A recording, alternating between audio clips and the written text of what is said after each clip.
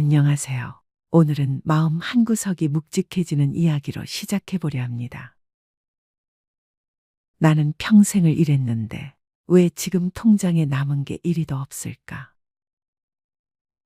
혹시 이런 생각 해보신 적 있으신가요? 새벽같이 출근해 허리 굽을 때까지 일했고 자식들 뒷바라지에 부모 봉양까지 하며 살아왔습니다. 누구보다 열심히 살았고 성실히 저축도 했다고 생각했는데 이상하죠. 정작 은퇴하고 나니 내 이름으로 된 돈은 많지 않습니다. 심지어 통장 잔액 0원에 가깝다는 말을 하는 분들도 계세요. 오늘 영상에서는 바로 그 이유를 하나씩 짚어보려 합니다. 지금부터 드리는 이야기는 비난도 자책도 아닙니다. 그저 우리가 걸어온 길과 그 속의 구조를 찬찬히 돌아보며 지금이라도 달라질 수 있는 부분이 있는지 함께 살펴보자는 마음으로 전해드립니다. 첫 번째 이유, 내 돈은 결국 자식 돈이었다. 70대 김순자 어르신은 35년간 청소 일을 하셨습니다. 손에 물집이 잡히고 허리가 휘어질 정도로 일했죠. 한 달에 90만 원, 많을 땐 120만 원도 모았답니다. 그걸 어떻게 썼냐고요? 다 애들한테 갔지요. 대학 보내고 결혼하고 집 사줄 때 보탰고 그때만 해도 부모 노릇 제대로 하려면 그게 당연하다고 생각했어요. 그랬던 김 어르신의 통장 잔액은 지금도 15만 원 남짓입니다. 그마저도 이번 달 병원비로 나갈 예정이죠. 이건 단지 김 어르신만의 이야기가 아닙니다. 6070 세대 부모님들, 특히 지금의 어르신 세대는 내가 벌면 내 부모, 내 자식에게 쓰는 것. 이 당연한 문화 속에서 살아왔습니다. 스스로를 위한 소비나 노후 준비는 뒷전이었습니다. 그 결과 나는 빼고 다 챙긴 인생의 결말이 지금의 빈 통장으로 돌아온 것이죠. 두 번째 이유, 돈을 모으는 법은 배웠지만 불리는 법은 배우지 못했다. 6070 세대가 젊을 땐 은행에 돈을 맡기기만 해도 이자가 붙던 시절이었습니다. 정기예금 10%라는 말이 거짓이 아니었죠. 그래서 많은 분들이 저축만 하면 된다고 믿었습니다. 하지만 시대가 바뀌었습니다. 이제는 저축만으로는 노후가 유지되지 않는 시대입니다. 그렇다고 투자를 해본 건 아니죠. 주식은 도박처럼 느껴졌고 부동산은 너무 큰 금액이었으며 금융상품은 이해가 안 됐습니다. 결국 돈을 열심히는 모았지만 불리는 기술은 배우지 못한 세대가 되어버린 겁니다. 지금도 수십만 원씩 정기예금에 묶어놓고 계시다가 물가 상승률을 따라가지 못해 실질 자산이 줄어드는 경우 아주 흔합니다. 세 번째 이유, 은퇴는 퇴직일로 끝난다고 믿었다. 3월 30일 퇴직이고요. 그 다음 달부터는 쉬려고요. 이 말이 은퇴 준비의 전부였던 분들 많습니다. 하지만 현실은 달랐습니다. 은퇴는 그냥 회사에서 나오는 일이 아니라 앞으로 30년 가까이 살아갈 새로운 삶의 시작이었는데 그 삶을 어떻게 꾸려야 할지 아무도 알려주지 않았습니다.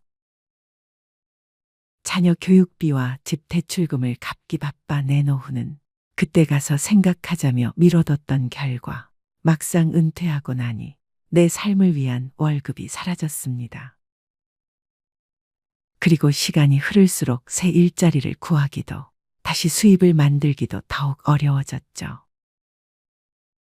결국 은퇴 이후 수입은 없고 지출만 있는 구조에 빠지게 된 겁니다. 네 번째 이유. 관계의 지갑을 열었고 정작 나는 비었습니다. 어르신들께 이런 말씀 드리기 조심스럽지만 친구 모임에서 안 낼 수가 있나? 체면이 있지. 후배가 오랜만에 왔다는데 밥 한 끼 사야지. 손주가 생일이라는데 빈손으로 갈 수 있나?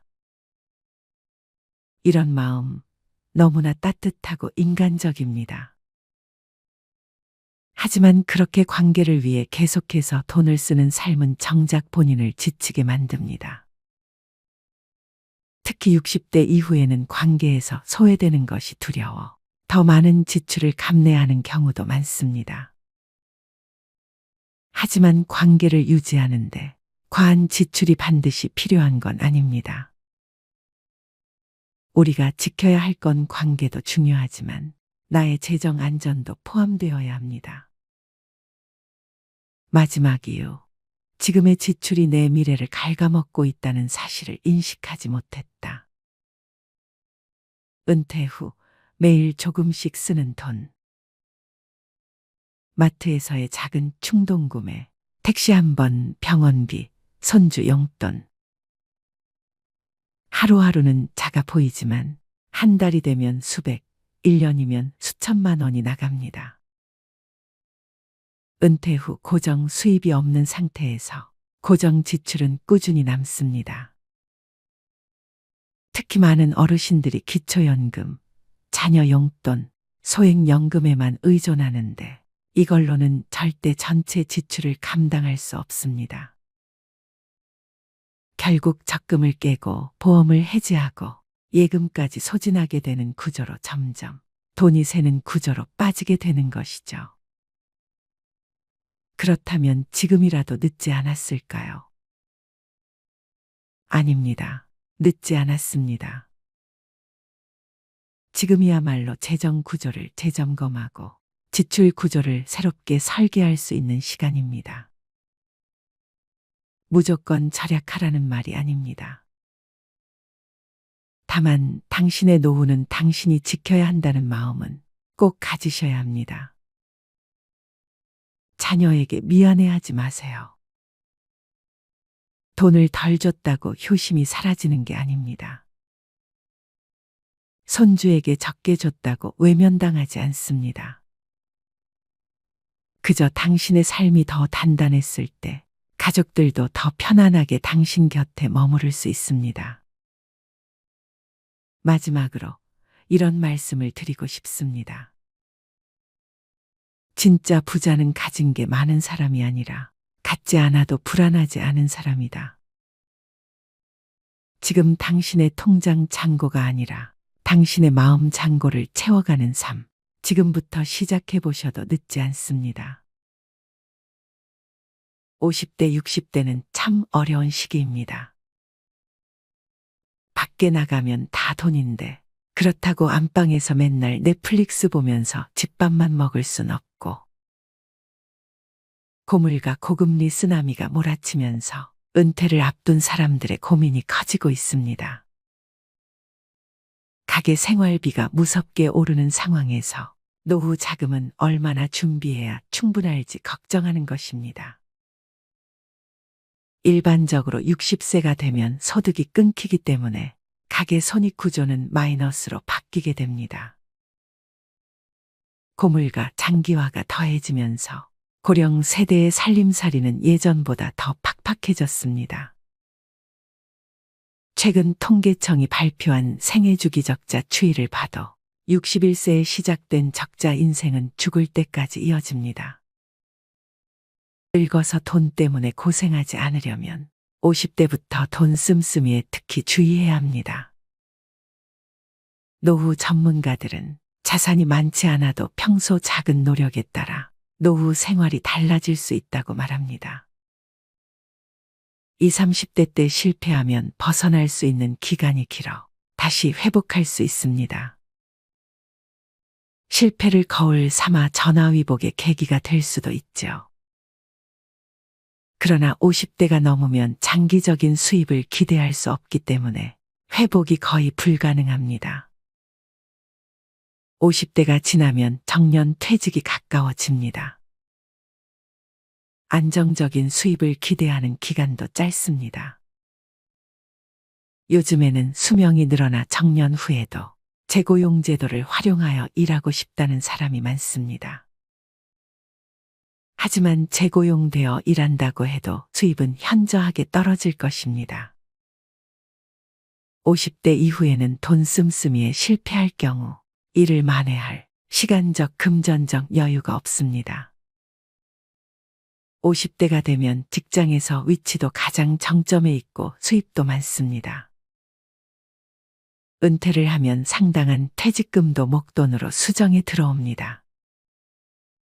그러나 언제까지 살지, 앞으로 어떤 일이 벌어질지 몰라 불안해하는 게 사람의 심리입니다. 그래서 수중에 있는 돈을 굴리고 싶어집니다. 이때를 조심해야 합니다. 첫 번째는 돈 관리를 전문가에게 그냥 미루는 것입니다. 퇴직한 지 얼마 안 되는 60대 지인 중 퇴직금 등으로 수중에 1억 5천만 원의 자금이 생겼습니다. 처음에는 은행 3곳에 분산 투자에 넣어 두었습니다.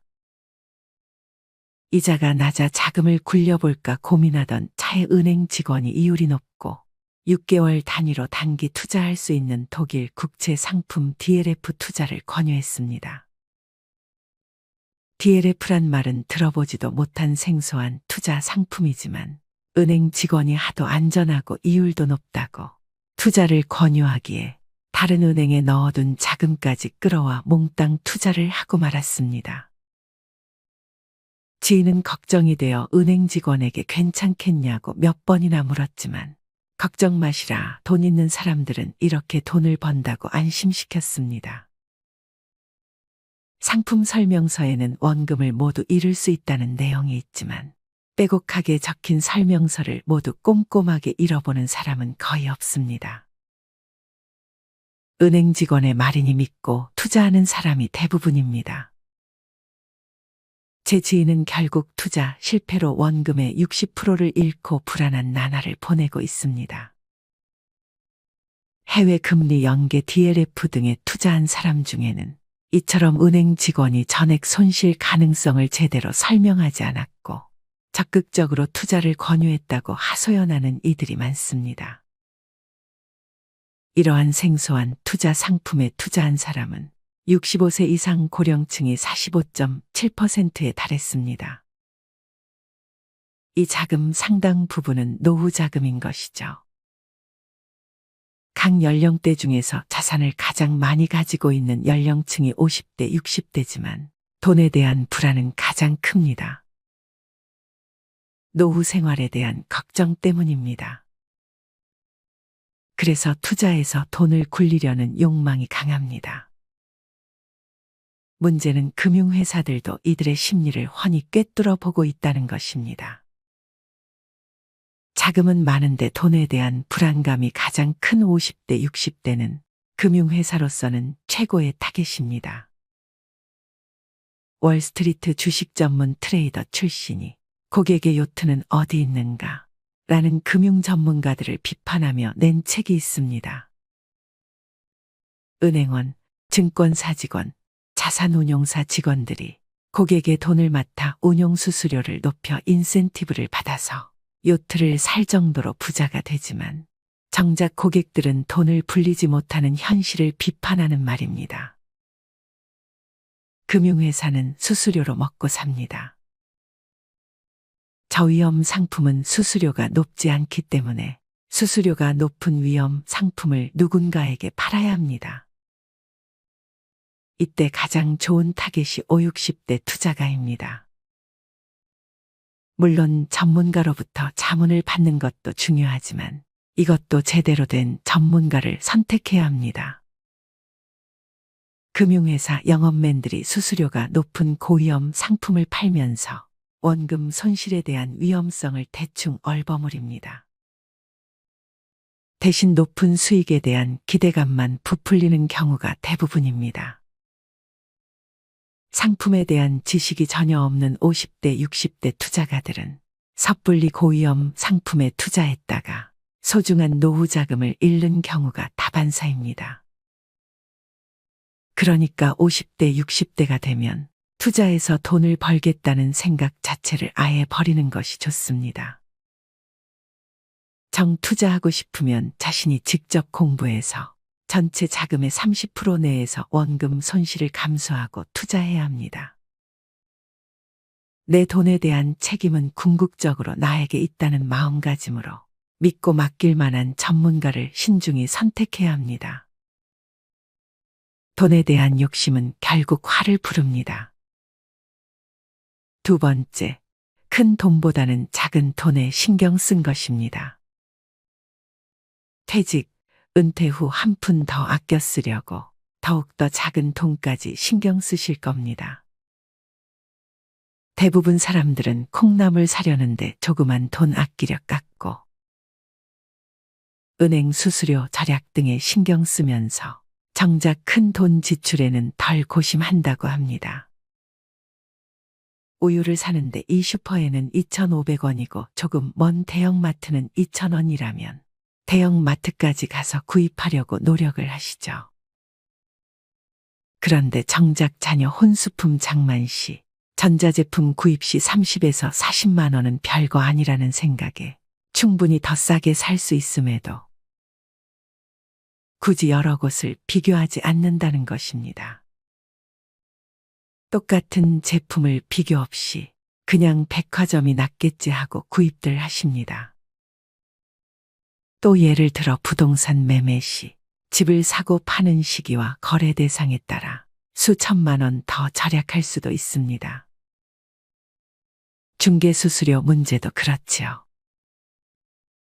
수수료 절약 묘법들도 있는데 그럼에도 보통 사람들은 이를 고려하지 않는다는 것입니다. 큰 액수 단위 거래가 익숙치 않고 집 관련 정보 수집을 번거롭다 생각하기 때문입니다. 한 번에 나가는 큰 돈을 아끼지 못한다면 그간 작은 돈을 여러 번 아꼈던 노력이 모두 물거품이 됩니다. 절약 습관이 헛수고가 되지 않기 위해서는 푼돈보다 목돈 나갈 때 줄이는 방안이 필요합니다. 세 번째, 50대, 60대에는 자신에 대한 합리화 사치를 조심해야 합니다. 30년 이상 직장 생활을 하다 은퇴를 하면 인생이 허무해집니다. 고생했던 자신을 위로하고 싶은 충동이 생깁니다. 아무짝에도 필요 없지만 그동안 갖고 싶었던 외제차에 수천만 원을 쓰는 사람도 있습니다. 인생 뭐 있냐는 기분에 1,000만 원이 넘는 크루즈 여행을 떠나는 사람도 있습니다. 물론 금전적인 여유가 되면 좋겠지만 노후 자금 걱정을 하면서도 순간적인 충동 때문에 일을 저지르는 사람들이 의외로 많습니다. 퇴직금을 전제로 한 자산에 대한 사치는 노후 파탄으로 이어진다는 사실을 알아야 합니다. 노후에는 생각지도 못한 지출이 생깁니다. 그중 대부분이 의료비입니다. 평생 의료비의 절반 이상을 70대 이후에 쓰게 됩니다. 퇴직금은 회사에서 주는 보너스가 아닙니다. 어디까지나 자신이 일하여 번 급여의 일부분입니다. 이런 소중한 퇴직금을 함부로 낭비하면 노후 생활을 감당하기 힘들어집니다. 네 번째, 60대부터는 가계를 무조건 슬림화해야 합니다. 퇴직, 은퇴 전이라면 지출은 반드시 수입 범위 내에서 해야 합니다. 퇴직 은퇴 후에는 소득 내 지출 원칙으로 은퇴 전 소득의 50% 내에서 소비하는 습관을 가져야 합니다. 현역 때처럼 돈을 지출하면 안 됩니다. 그런데 좀처럼 전에 비해 소비가 줄여지지 않는다고 말씀하는 분들이 많습니다. 퇴직금 등 쌓아놓은 목돈이 푹푹 줄어드는데도 말입니다. 미래 소득을 과하게 당겼으면 미래가 불안해진다는 점을 꼭 염두해 주셔야 합니다. 소득이 줄어들면 씀씀이도 함께 줄여야 합니다. 당연한 논리이고 실천이 어려울 것 같지 않지만 은퇴자들은 이구동성으로 그게 생각처럼 그렇게 쉽지 않다고 합니다. 오히려 은퇴 생활 초기에는 취미와 여가 활동이 늘어나면서 비용이 더 들어가기도 합니다. 씀씀이를 줄이는데도 연습이 필요합니다. 은퇴가 얼마 남지 않았다면 덜 쓰고 불편하게 살면서 씀씀이를 줄이는 연습을 해야 합니다. 구체적으로 현재 생활비를 계산해보고 더 적은 예산으로 미리 생활해보는 것이 큰 도움이 됩니다. 50대, 60대 때 자산 운용에 실패해서 70대에 파산하게 되면 자식들에게 큰 부담이 될 것입니다. 5번째, 로또를 사는 것입니다. 로또를 사는 사람들은 로또를 사지 않으면 대박의 기회조차 노릴 수 없다고 말합니다. 하지만 로또에 당첨될 확률은 극히 희박합니다. 당첨을 바라고 로또를 사는 것은 끊임없는 희망 고문이나 마찬가지입니다. 물론 로또 사는데 드는 돈이 크지 않다고 항변할 수도 있지만 작은 돈도 모으면 무시할 수 없습니다. 뱅크레이트의 2019년 보고서에 따르면 미국인들은 한 달에 평균 8만 6천 원을 로또 사는데 썼다고 합니다. 미국인들이 로또 사는데 평균적으로 지출하는 돈만 1년간 모아도 약 100만 원입니다. 자잘한 소비 습관이 계속된다면 이게 죽어서 내 관 속에 넣어갈 수 있는 물건인가를 생각해 보세요. 무언가 구매욕일 때 이 말을 자문해 보면 불필요한 소비를 줄이는데 큰 도움이 될 것입니다. 일례로 근사해 보이는 옷을 봤을 때 예전에는 강림한 지름신을 영접부터 하고 봤다면 지금은 입을 옷은 이미 충분히 있고 더 필요한 옷은 이제 수의 안 버리면 족하지 않은가. 죽어서 관 속에 넣을 수 있는 것은 내 몸뚱아리 하나와 수의 한 벌뿐인데 더 이상의 옷이 대체 무슨 필요가 있지? 라는 생각에 이르게 되어 불필요한 씀씀이로부터 멀어지게 됩니다. 하루 최소 3시간씩 걷기를 일상화하다 보니 골프와 자동차도 필요 없어 처분하게 되고 남의 시선을 의식하는 거칠애나 허세 따위는 아무 부질없음을 깨닫게 됩니다. 이젠 그저 좋은 사람들과 웃고 떠들며 맛있는 거 사 먹을 수 있는 정도면 충분히 차고도 넘친다 여겨집니다. 이어 노후 준비를 위해 꼭 명심해야 할 몇 가지를 알려드리겠습니다. 우선 자신을 분석해야 합니다. 은퇴 시기를 냉정히 돌아보세요. 이후 자신이 원하는 한 달 생활비 목표치를 정한 뒤 어떻게 목표 소득을 벌지를 구체화합니다. 현재 저축은 얼마나 했는지, 자산 중 부채 비율은 어느 정도인지 함께 살펴보세요. 국민연금, 개인연금 수령액도 점검하고 늦어도 55세 전에 재무설계 등 전문가 상담을 받는 것이 좋습니다. 또 자신만의 최저 생활비를 찾아야 합니다. 국민연금연구원이 1만 2천 명을 조사한 결과 고령 부부 노후 생활비로 필요한 돈은 월 평균 220만 원이라는 결과가 나왔습니다. 적지 않은 액수입니다. 하지만 주거가 해결되면 이보다 적은 액수로도 가능합니다.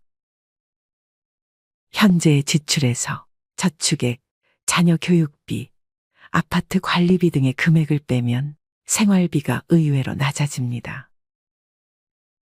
퇴직 2, 3년 전부터 노후에 필요 없는 부분을 줄이는 습관을 길러야 합니다.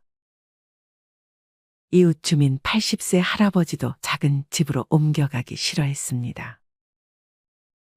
하지만 80세가 되자 약 32평의 아파트를 청소하는 것 자체가 힘들어졌다고 합니다. 그래서 서울 외곽의 10평대 아파트로 옮겼습니다. 할아버지는 오히려 공기도 맑고 여유자금도 생겨 삶이 나아졌다며 만족하셨습니다. 현재 노인층은 자식과 같이 은퇴하는 세대라는 점도 명심해야 합니다. 어느 할머니의 경우 은퇴 후 아들에게 생활비 50만 원을 받아왔습니다. 하지만 최근 아들이 55세를 넘겨 은퇴하면서 용돈이 끊겼습니다. 또한 곧 은퇴를 앞둔 50대 후반의 직장인들도 은퇴 전 아들 결혼 자금을 준비하려 했지만 그러다간 은퇴 후 한 달 생활비가 50만 원 줄어든다는 진단을 받고 포기했다고 합니다. 그분은 내 노후가 어려워져 생활비를 받는 것이 자식에게 더 부담을 준다고 생각했다고 말했습니다. 수입이 있는 일이든 취미든 사회공헌이든 평생 현역으로 살아갈 마음가짐 또한 중요한 것 같습니다. 일할 능력이 있고 의향만 있다면 충분합니다. 일을 한다면 많든 적든 수입이 따릅니다. 따라서 자신의 기대치에 맞춰 일자리를 찾으면 됩니다. 좀 더 나이가 들어도 내가 건강하기만 하면 직업재능운영센터와 같은 곳에서 장애인들의 훈련보조, 장애인 이동지원 및 산책지원, 초등학교 등굣길 안전하게 건널목 건너기 지원, 내가 살고 있는 아파트 내에서의 노노케어 활동 등 얼마든지 주위에 도움을 주면서 살아갈 수 있습니다. 나의 건강을 챙길 수 있고 푼돈일 수는 있어도 최소한의 용돈도 벌 수 있습니다. 농부가 추수한 후 이삭을 챙기듯 이삭 줍기를 한다고 생각하면 됩니다. 마지막으로 건강이야말로 노후 재무 설계의 핵심이라고 생각합니다. 규칙적으로 식사를 하고 운동하는 습관을 가지고 건강하게 노후를 보낼 수 있으면 그것이 최고의 재산입니다. 그리고 노후에는 돈보다는 시간이 여유로운 편입니다. 남는 시간을 활용해 새로운 기술과 지식을 배우는 평생학습의 자세를 갖는다면 건강한 노후 생활을 유지하는 데 도움이 될 것입니다. 건강하지 못해 투병 생활을 이어간다거나 고액의 병원비를 써야 할 상황이 온다면 노후 파산까지 우려해야 하는 상황이 오지 않을까요? 자산이 아무리 많아도 인생이 유한한 만큼 살아가며 소비할 수 있는 금액에는 한계가 있습니다. 자산이야 많으면 많을수록 좋겠지만 노후 설계 관점에서 보면 필요한 만큼 노후 생활비를 만들 수 있다면 이미 충분히 부자라 할 수 있을 것입니다. 진정한 부여는 내 마음속에 있습니다. 육신보다 정신이, 정신보다 영혼이 부자여야 되는 것입니다. 소크라테스가 말하기를 가장 적은 것으로 만족하는 사람이야말로 가장 큰 부자다 라고 했습니다. 과거에 잘 나가던 고소득층이라고 해서 자만할 필요도 없습니다. 오히려 직장 생활할 때 몸에 밴 씀씀이가 있기 때문에 은퇴 이후 일정 수준 이상 생활을 유지하려는 경향이 강해 자칫 장수의 덫에 걸리기 쉽습니다. 영국의 심리학자가 2002년에 발표한 행복 공식에 따르면 행복도를 높이는 것은 부와 명예가 아니라 가족, 친구, 대인관계, 취미생활, 운동과 휴식 등 일상에 관한 것들이라고 하였습니다. 다시 말해 마음이 준비되지 않으면 돈의 의미도 퇴색될 수밖에 없습니다. 노후 자금 모으기에 급급하다. 어느 날 덜컥 자신의 존재 가치가 사라져버리는 그 상실감은 겪어본 사람만이 알 수 있습니다. 노후 자금 준비도 중요하지만 그보다 먼저 시작해야 할 것은 바로 마음의 준비입니다. 예전에 이어령 박사가 회고했던 내용이 기억납니다. 사회에서의 화려한 출세로 존경은 받았지만 사랑은 받지 못했다고. 노후의 돈에 얽매이기보다는 사랑을 받는 사람으로 기억되고 싶습니다. 이 영상을 통해 노후 설계에 대한 준비를 철저히 함으로써 아름다운 인생의 후반기를 누릴 수 있게 되기를 진심으로 희망합니다. 마지막으로 좋은 글 하나 소개해 드리겠습니다. 이 글을 들으면서 여러분들이 살아온 인생을 한번 돌아보시길 바랍니다. 이젠 나 스스로를 사랑해야 한다. 우리는 이 세상에 올 때 혼자였다. 갈 때도 동반자가 있을 리가 없다. 사람으로 사는 것은 필경 외로운 일일 것이다. 고독을 즐기다가 새로운 인생을 만난 사람도 있고 오랜 동행의 종지부를 찍은 사람도 있다. 내 삶의 가치는 결코 타인에 의해, 타인이 만들어 놓은 상황에 의해 매겨지는 것이 아니다. 내가 나를 어떻게 바라보느냐, 내가 내 삶을 어떻게 살아가느냐에 따라 달라질 것이다. 우리는 다른 이들과 함께 있을 때 맡겨진 대역을 충실하게 연기한다. 늘 정해진 각본대로 따라하는 훈련이 자신의 진정한 모습을 잃어버리게 만든다. 당연히 스스로를 솔직하게 대면하지 못하는 사람이 생기기도 하고, 자기 자신을 평가하고 투자하는 데 철저히 인색했다. 혼자인 사람은 가장 자유로운 사람이다.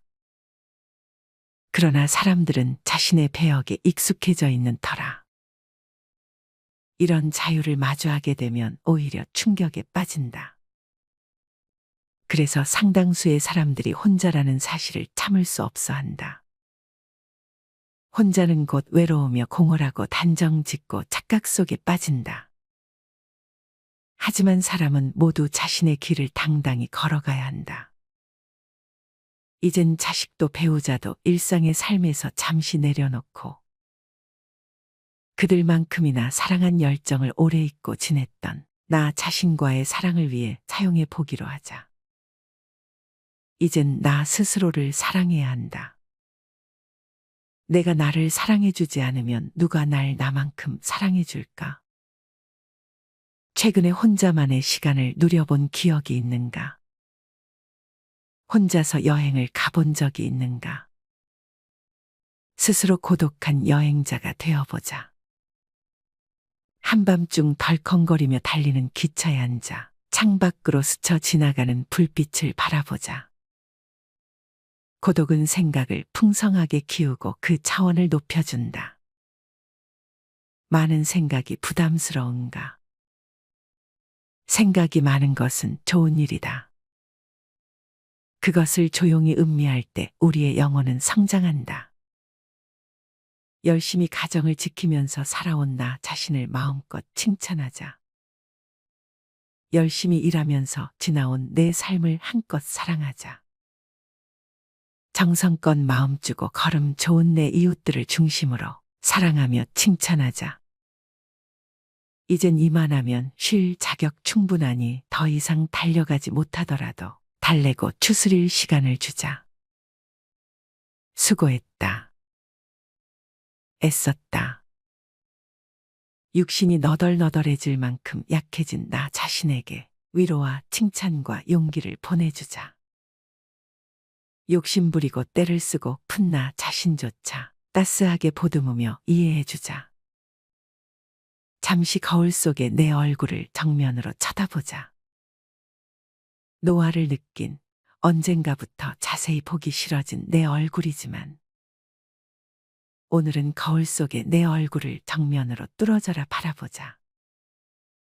10년 전, 20년 전, 30년 전 사진의 내 얼굴을 생각하며 구석구석 찬찬히 현재의 내 모습을 바라보자. 저렇게 늙어가는구나. 나는 우울하고 안쓰러운 마음이 들 것이다. 그 얼굴에는 굴곡의 세월과 기쁨, 서러움의 시간이 묻어 있고 사랑과 이별과 망각의 시간들이 묻어 있다. 내 얼굴이지만 수많은 세월 동안 진지한 대화 한 번 없이 남의 물건처럼 방치해둔 내 모습이다. 언제 이렇게 수많은 주름살이 얼굴을 도배했을까? 언제 이렇게 떨어진 꽃잎의 색깔처럼 피부는 갈색 침전이 되었을까? 한때는 거울 속의 저 얼굴에도 신혼의 싱그러움이 있었다. 애들 초등학교 입학식 때 희망에 찬 젊은 부모의 기계가 있었을 것이다.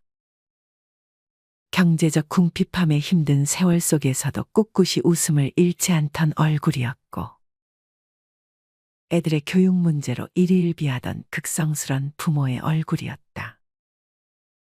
갑자기 먼 길 떠나는 부모님과의 영원한 이별을 회한의 눈물로 보내드린 얼굴이었고, 지금은 당시 부모님의 얼굴로 쓸쓸히 거울 속에 있다.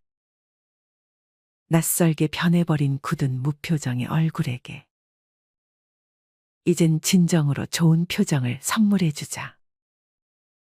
지난 세월 근심과 걱정 속에서 찌들어간 내 얼굴에게 앞으로는 웃음과 희망을 전해주고 더 이상 주름살은 남겨주지 않도록 노력하자. 열심히 살아온 내 얼굴에게 그동안 너무 고마웠다고 말해주자. 수십 년을 동고동락해준 내 얼굴에게, 지구상에 오직 하나뿐인 내 얼굴에게, 남은 시간은 우리들만을 위해 바치겠노라고 약속하자. 생각은 말이 되고 말은 행동이 되며, 행동은 습관이 되고 습관은 삶의 변화를 준다. 어떤 생각을 하느냐에 따라 인생이 달라진다. 내가 나를 사랑하지 않으면 남들 또한 나를 사랑해주지 않을 것이다. 첫 번째, 내가 제일 좋아했던 취미 생활을 시작하자. 두 번째, 내가 진짜 가보고 싶은 여행지로 훌쩍 떠나자. 세 번째, 신발은 지금까지 신었던 가격보다 좀 비싼 걸로 투자하자.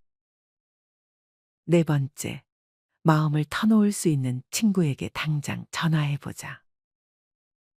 다섯 번째, 아직 용서해주지 않았던 사람이 있다면 가슴을 열고 용서해주자. 그러면 내가 편해진다.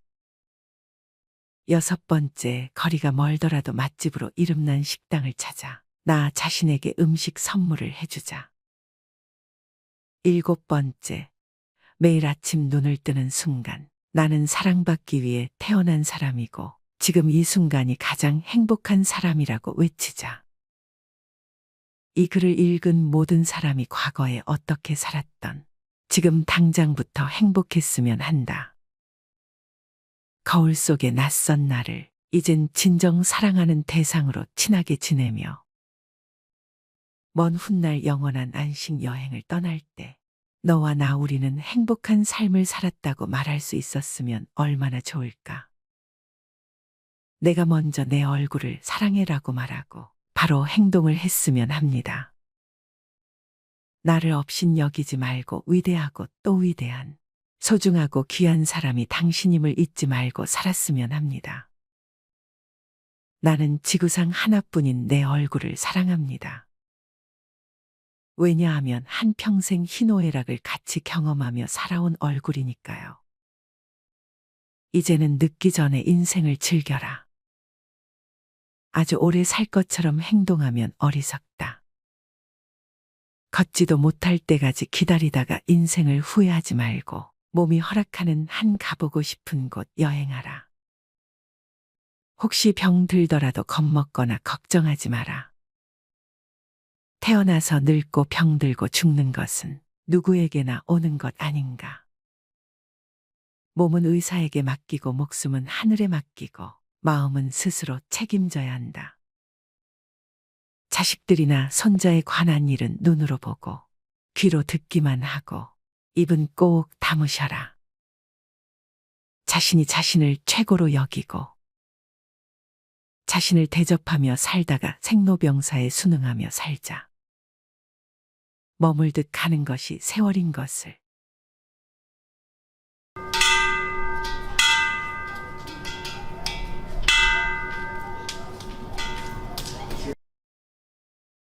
아이고, 관리비가 또 밀렸네요. 어르신, 이번 달엔 꼭 좀 부탁드려요.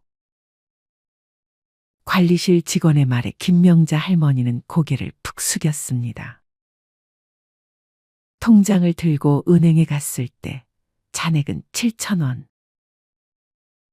생활비를 인출한 지도 오래됐고 최근엔 아들 집에서 반찬을 좀 나눠줘서 겨우 끼니를 이어가고 있었습니다. 그런데도 그녀는 말합니다. 아들한테는 절대 손 안 벌려요. 민폐잖아요. 그런데 안타깝게도 장고는 이미 그녀의 의지를 배신한 지 오래였습니다. 명자 할머니의 이야기는 결코 남의 일이 아닙니다. 70이 넘도록 죽어라 일만 하며 살아왔는데 통장엔 늘 10만 원도 남지 않았다는 중장년층의 고백. 어쩌다 우리 세대의 통장은 이토록 텅 비었을까요? 왜 은퇴한 6070 세대들의 통장에는 100만 원도 남아있지 않은 걸까요? 많은 분들이 이렇게 말씀하십니다. 70 넘으면 그냥 조용히 집에만 있는 거지. 뭐 그렇게 돈이 들겠어요. 하지만 현실은 전혀 그렇지 않습니다. 퇴직 후 20년은 기본이고 30년을 넘기는 경우도 적지 않습니다. 65세 이후 평균 기대 수명은 84세를 넘어가고 있고 부부 중 한 사람이 90세 이상까지 사는 경우도 아주 흔해졌습니다. 하지만 대부분의 60대, 70대들은 아직도 이렇게 생각합니다. 노후는 그냥 연금으로 대충 살면 되겠지. 아프지만 않으면 되잖아. 나이 들면 돈 안 써. 하지만 현실은 달라요. 병원비, 치과비, 집 수리비, 명절 경조사비, 손주 용돈, 보청기, 안경 교체, 한 달 식비까지. 이 모든 것이 60대 이후부터 본격적으로 돈을 갉아먹기 시작합니다. 문제는 많은 분들이 아직도 50대처럼 쓰고 있다는 거예요. 그냥 한 달에 몇십만 원은 나가게 되더라고 하는 식으로요. 그게 바로 위험의 시작입니다. 노후는 안 써도 돈이 새는 시기예요. 쓰지 않아도 세월이 가져가는 돈이 있다는 걸 모르고 지나가다 보면 어느 순간 통장 잔고가 0원이 됩니다. 또 자존심이 문제인 경우도 많습니다. 가난해도 남에게 손 안 벌리는 것, 부족해도 자식에게 부담 주지 않는 것. 이게 미덕처럼 여겨져 왔어요. 그런데 자존심은 준비 없는 사람에겐 아무런 방패가 되어주지 않습니다. 자존심을 지키려면 돈이 필요합니다. 체면을 유지하려면 자산이 있어야 합니다. 자존심은 스스로를 지탱하는 강한 무기이지만 그 안에 든 칼날은 현실이 닿는 순간 너무 쉽게 부러지죠. 그러니 자존심이 강한 분일수록 더욱더 철저한 준비가 필요합니다. 그런데 놀랍게도 그런 분들이 나는 괜찮아 하며 대비를 등한시합니다. 결국 통장에 100만 원도 없는 채로 병원 앞에서 고개를 떨구게 되는 겁니다. 그리고 또 하나, 자식이 있으니까 괜찮다고 믿는 겁니다. 통장에 잔고가 없는 분들에게 이유를 물으면 종종 이렇게 대답하십니다. 나도 애들 키웠고 애들이 있으니까 그래도 어디 가서 굶기야 하겠어. 그런데 이 믿음은 현실을 외면한 환상입니다. 오늘날 30대, 40대 자녀들은 자신조차 감당이 어려운 세대를 살고 있어요. 물가 상승률, 집값, 교육비, 대출이자, 치솟는 보험료. 이들은 이미 삶에 쫓기고 있으며 부모까지 부양할 여력은 턱없이 부족합니다. 그럼에도 불구하고 여전히 많은 부모님들이 자식이 있으니까란 생각으로 저축을 미루고 부동산만 믿고 의료비 대비를 하지 않아요. 그리고 어느 날 자식의 차가운 한마디를 듣게 되죠. 엄마, 아빠, 저희도 솔직히 너무 힘들어요. 이때 깨닫게 됩니다. 아, 자식은 노후 대책이 아니었구나. 또, 돈이 없어서 못 모았어요. 라는 말을 참 많이 듣습니다. 물론 맞는 말이죠. 벌이가 적어서 저축 못했다는 분들 많습니다. 돈이 남아야 모으지요. 그런데 현실은 이렇습니다. 돈이 남아서 저축하는 게 아니라 저축을 하니까 남는 겁니다. 하루 1,000원, 한 달 3만 원. 이 금액을 무시해온 분들이 대부분이에요. 그깟 돈이 무슨 의미가 있겠어 하고 넘기다가 10년이 지나도 20년이 지나도 통장엔 여전히 0이 찍혀 있습니다. 반면 정말 소득이 적어도 매달 3만 원, 5만 원씩 꾸준히 모아온 분들은 그래도 급할 땐 꺼낼 게 있어서 다행이에요 라고 말하십니다. 문제는 금액이 아니라 습관입니다. 작은 돈을 소중히 여긴 사람은 언젠가 큰 돈도 제대로 다룰 수 있게 됩니다. 그리고 또 이런 말씀도 하세요. 그냥 아프지만 않으면 돼요. 하지만 노후의 가장 큰 지출은 바로 병원비입니다. 특히 치과, 안과, 정형외과는 보험이 잘 안 되거나 비용이 큽니다. 의외로 큰 돈이 드는 항목이 청력 저하, 백내장, 무릎 연골 수술, 틀니, 임플란트 그리고 각종 검진비입니다. 문제는 이런 항목은 대부분 계획되지 않은 지출이라는 겁니다. 통장에 100만 원도 없는 분들은 이런 의료비 앞에서 항상 무력해집니다. 아이고, 그거는 나중에 아프면 그때 생각해보지. 하지만 그때는 갑자기 오고 그때 돈이 없으면 삶의 질이 수직낙하합니다. 그런가 하면 삶의 낙이 없다고들 하십니다. 여가와 취미가 없다 보니 지출이 감정적으로 이루어지는 경우가 많습니다. 책을 사는 것도 걷기 좋은 운동화를 사는 것도 아깝다고 생각하면서 술자리에는 쉽게 지출하죠. 내가 이 나이에 친구라도 만나야지. 그러다 보니 남는 게 없습니다. 자기만의 여가나 취미가 없는 사람은 감정 소비를 반복하고 결국 빈 통장만 남깁니다. 또 이런 말도 있습니다. 나중에 모으려고 했지. 그런데 기억하셔야 합니다. 돈을 모으는 데에는 나중이 없습니다. 지금 시작하지 않으면 그 나중은 오지 않습니다. 통장에 100만 원도 없는 70세 어르신들이 공통적으로 하는 후회는 딱 하나입니다. 조금이라도 일찍 시작할 걸. 많은 분들이 이렇게 말씀하세요. 나 정말 검소하게 살았어요. 사치 같은 건 절대 안 했어요.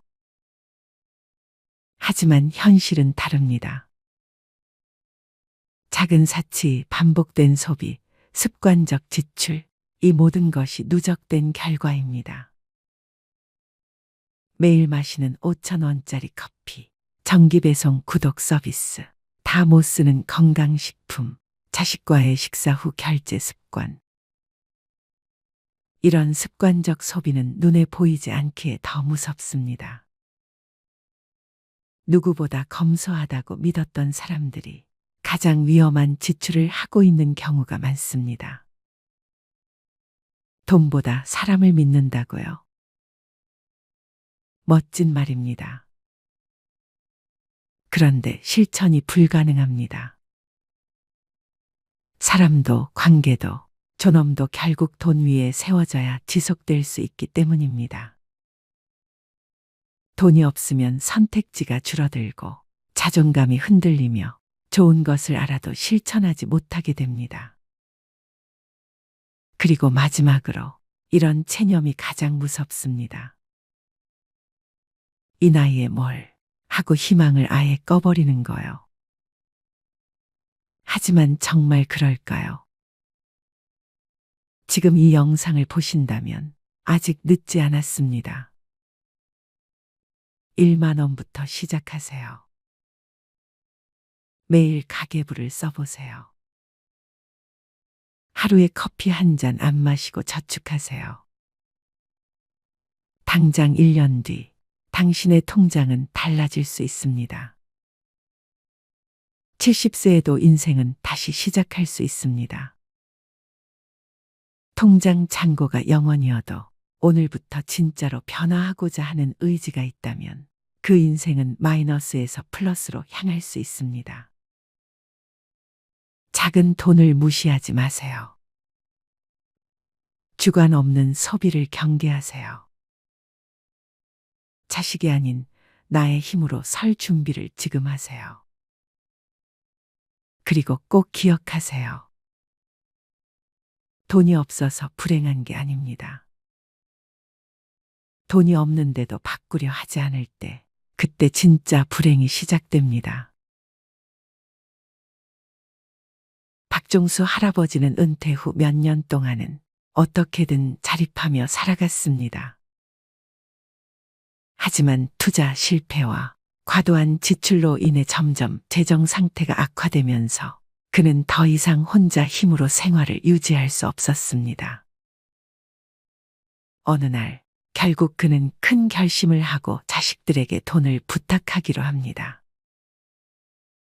그날 오후 종수 할아버지는 가장 큰 아들인 영수의 집을 찾아갔습니다.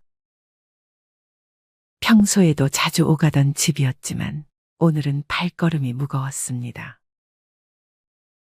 초인종을 누르자 영수가 문을 열어주었습니다. 아버지, 웬일이세요? 오랜만에 오셨네요. 종수 할아버지는 어색하게 웃으며 집 안으로 들어갔습니다. 따뜻한 차를 대접받으며 그는 몇 번이나 입을 때려다가 다시 다물었습니다. 결국 마음을 굳게 먹고 조심스럽게 말을 꺼냈습니다. 영수야, 아버지가 정말 미안한데 이번 달 생활비가 부족해서 좀 도와줄 수 있겠니? 영수는 순간 당황한 듯 멈칫했습니다. 그는 이미 가정의 생계를 위해 열심히 일하고 있었고 아이들의 교육비와 각종 생활비로 부담이 컸기 때문입니다.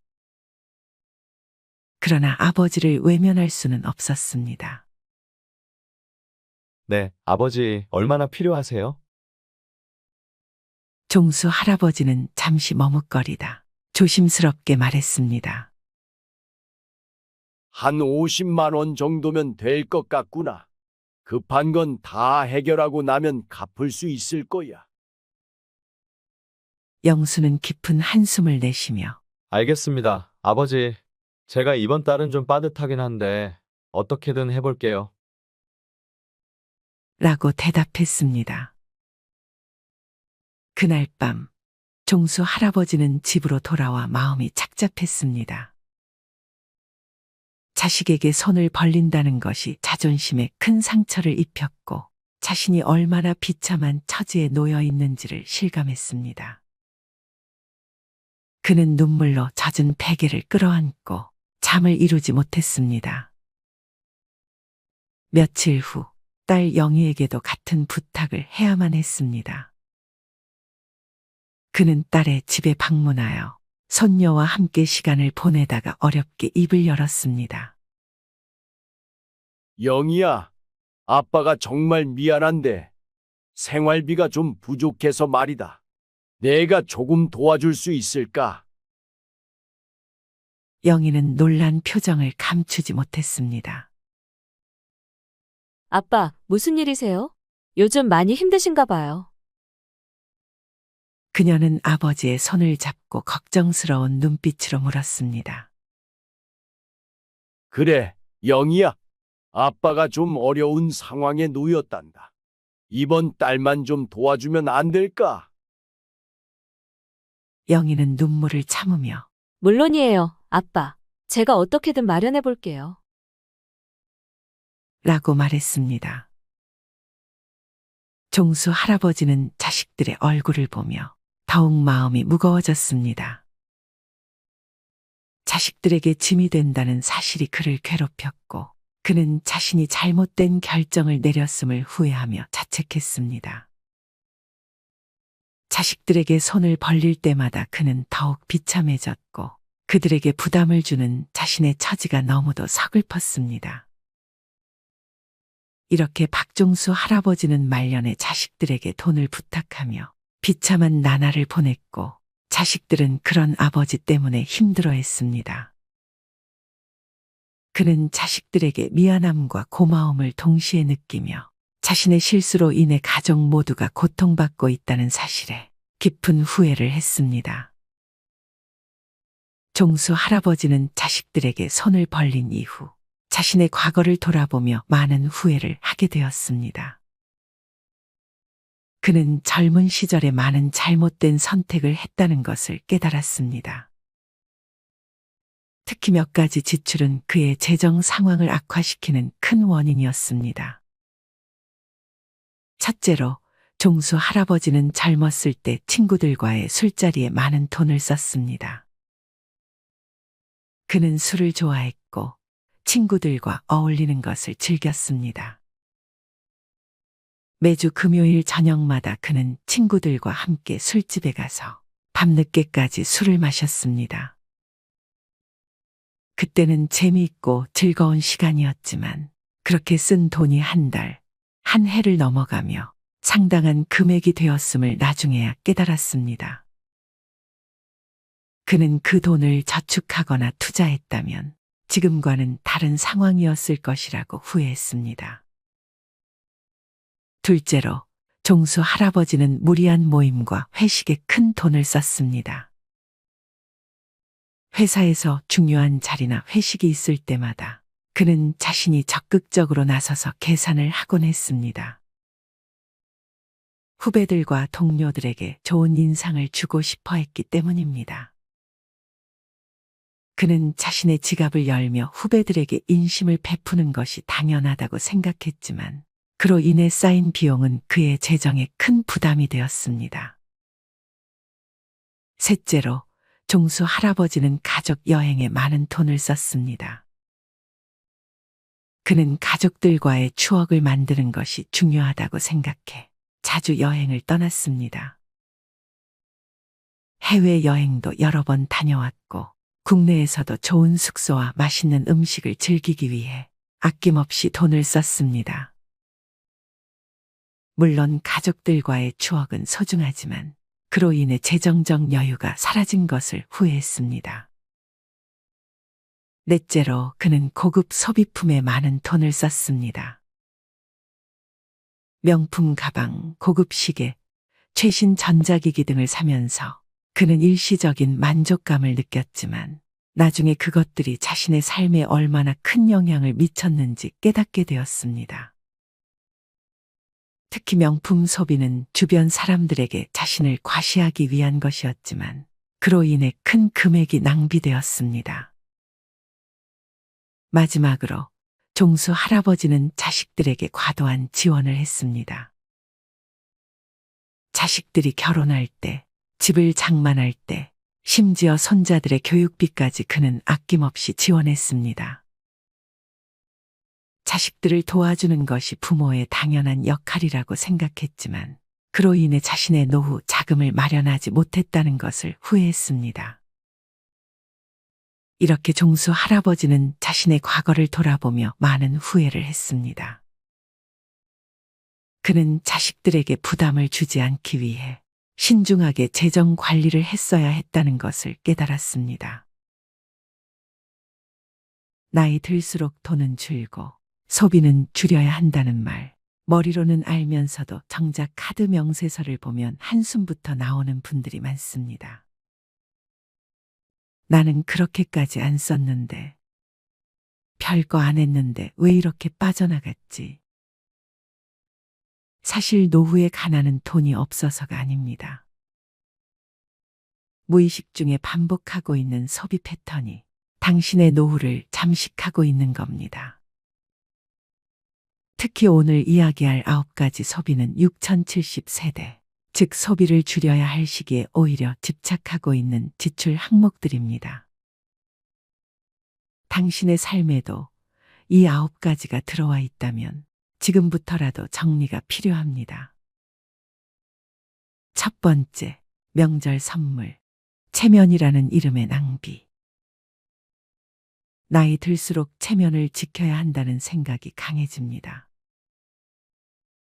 명절이 되면 아무도 시키지 않아도 비싼 한우 세트, 과일 상자, 건강식품을 고릅니다. 그래도 어른인데 이 정도는 해야지. 며느리 친정에도 뭔가 보내야지. 하지만 체면은 지갑에서 나갑니다. 그리고 그 체면을 지킬수록 약값을 미루고 전기요금을 걱정하는 현실이 찾아옵니다. 체면은 빚내서 유지할 게 아닙니다.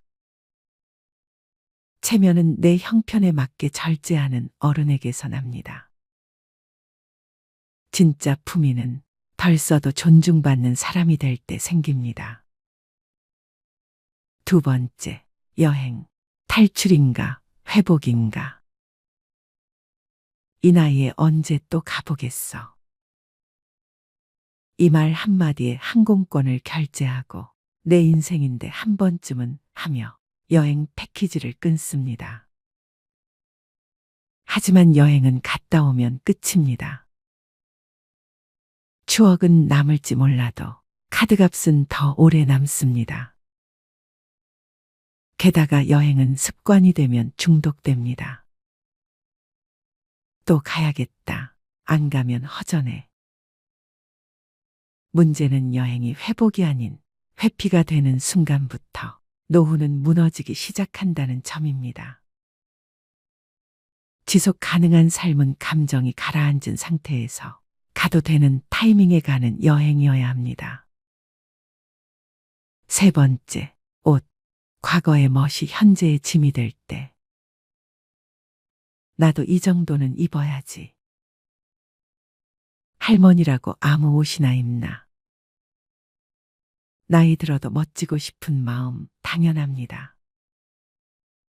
하지만 옷장이 가득 차 있고 입는 옷은 늘 똑같은데도 또 다시 신상을 고르고 있다면 그건 멋이 아니라 불안을 지우기 위한 소비일 수 있습니다.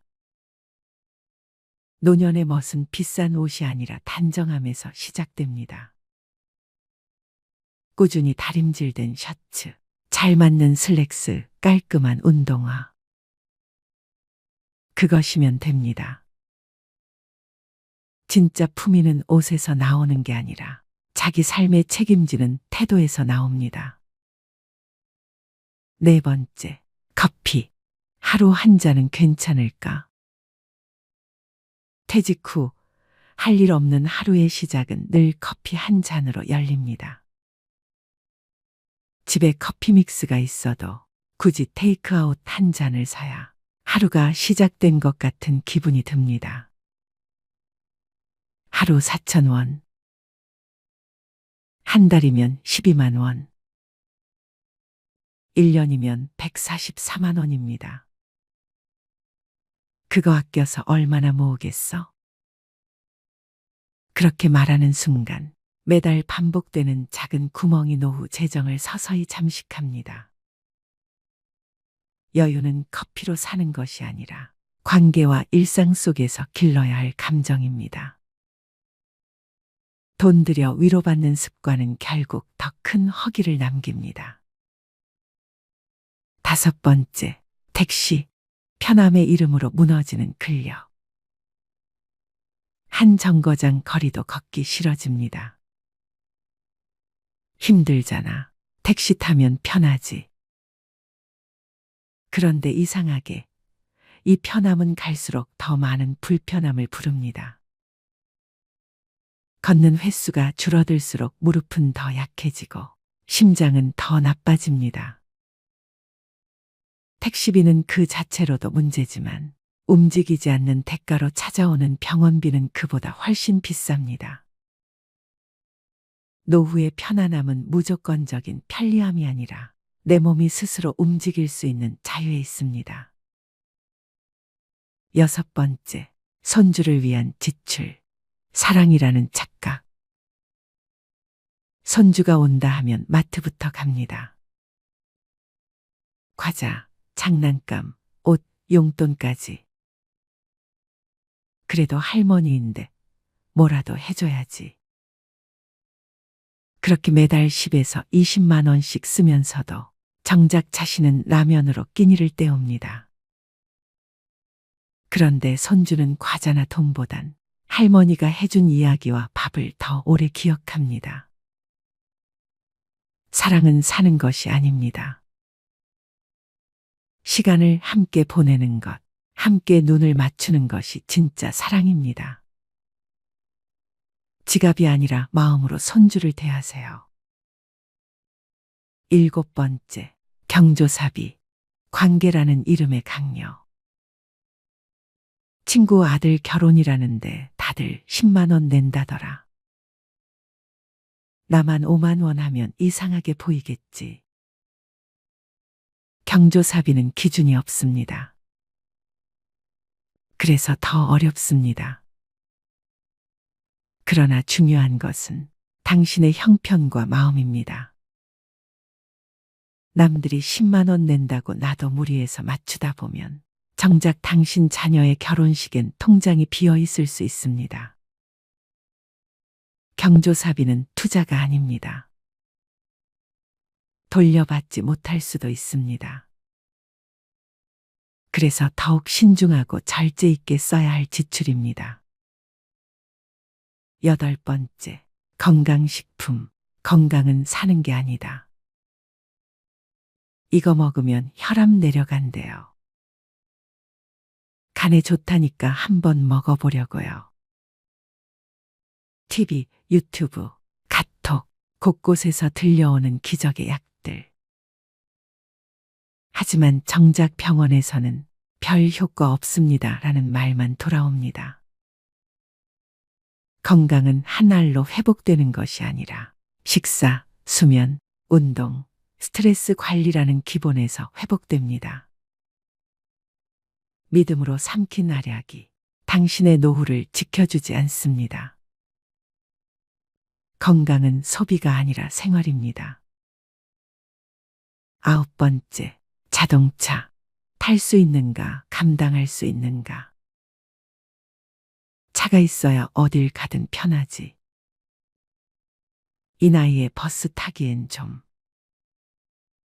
차는 편리하지만 주유비, 보험료, 정기검사, 수리비, 주차비, 감가까지 계속해서 돈을 잡아먹습니다.